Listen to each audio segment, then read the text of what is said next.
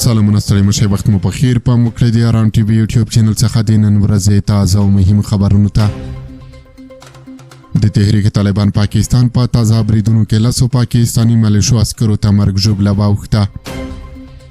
د پاکستان حکومت او پولیسو دوی سرچینو رسنیو ته ویلي دي چې د ډیورن فرضي کرښې په اوږدو کې د خیبر پښتونخوا کورم ولسوالۍ کې د دوشنبې په شپه پر یو امنیتي پوسټه پاکستانی طالبانو برید کړی چې شپږ سرتیري پکې وژل شوي دي او 4 نورو ټپیان شوي دي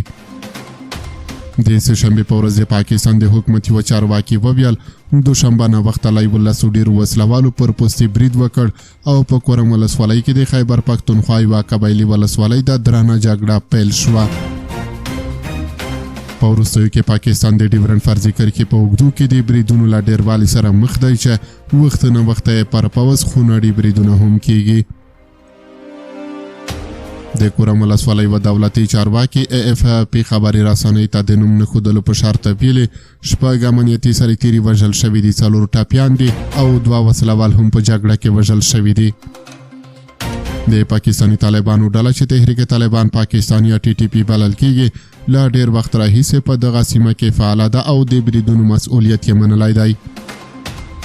په دې وروستیو کې په پاکستان کې ناامني ورځ تر بلې زیاتیږي چې څارونکي لامل د پاکستانی پوځ غلطه پالیسي یادوي دغه جګړې په داسې حال کې لا زور اخلي چې د پاکستان د پوځ مشران هره ورځ د واک یوه نوې واګي په لاس کې اخلي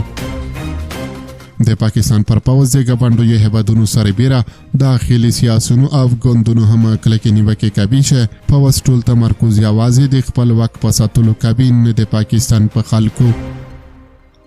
په دې وروستیو کې د اسلامي امارت او پاکستان اړیکې هم خورا ترنګلې شوې دي چې اسلامي امارت یې لامل د پاکستان پوځي کړۍ یادوي